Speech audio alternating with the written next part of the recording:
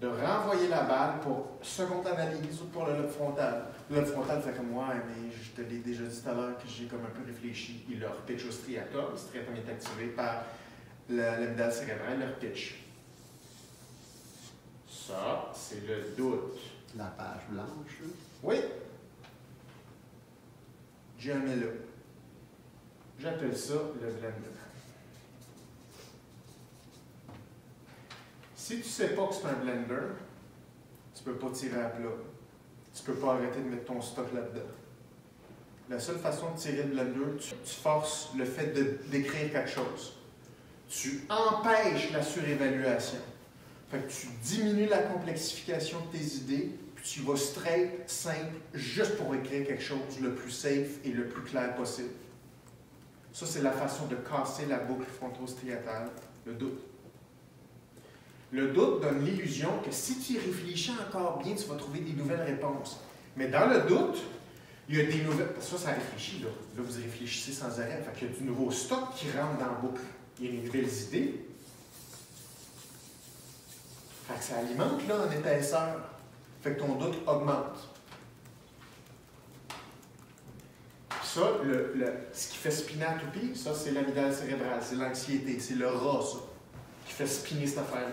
La seule façon de l'enlever, c'est tu empêches la faut pas que tu attendes qu'il y ait un genre de déblocage, puis que là, tu aies le droit d'écrire de quoi. Il faut que tu passes à l'action. Tout le temps.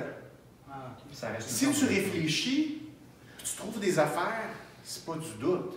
Mais si tu te sens anxieux, puis tu n'es comme pas bien avec tes réflexions, c'est du doute, ça. On est dans une boucle frontostriatale.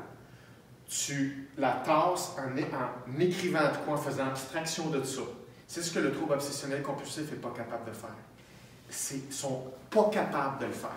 Fait qu'il faut, tu écris quoi, tu fais gaffe. Ça ne sera pas correct, puis si c'est pas correct, plus tard on le changera.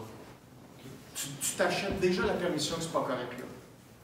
Tu fais juste tasser ça. Mais tu vas sentir que tu as fait un step de plus. Ça crée une stagnation. Si tu casses ta stagnation, tu fais juste un petit pas. Juste ça, ça fait comme « OK, phew, je ne suis pas bloqué, ça avance pareil, même si ce n'est pas parfait. » Fait que le mot d'ordre, c'est tu augmentes le mouvement et tu diminues la perfection. Quand vous écrivez, vous empêchez la capacité de reconsidérer sans arrêt. OK?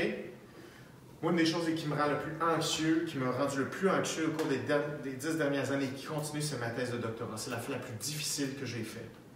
À chaque fois que j'ouvre mon laptop, je suis anxieux.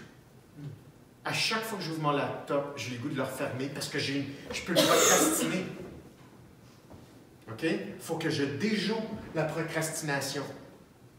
Fait que je diminue ma tâche, puis je dis, OK, moi je sais ce que je suis capable de faire, je suis capable d'ouvrir, puis je suis capable de lire mes premières lignes. Je suis capable de lire. Fait que je relis mon texte. Fait que ça me donne l'impression que j'ai fait un petit pas de plus. Puis là, en lisant, ça diminue mon anxiété parce que j'ai comme réussi quelque chose. Fait que là, j'ai un petit peu de dopamine, puis j'ai un petit peu de sérotonine. Puis là, tant qu'à faire, j'écris une petite ligne de plus. Je me dis, je veux juste écrire juste une ligne, un mot de plus. Puis là, j'ai réussi ça. Puis là, tranquillement, la dopamine repart, puis là, je me rembarque dedans.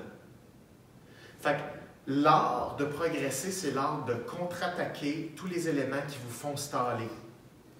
C'est une lutte à la stagnation quotidienne. C'est une guerre à la stagnation.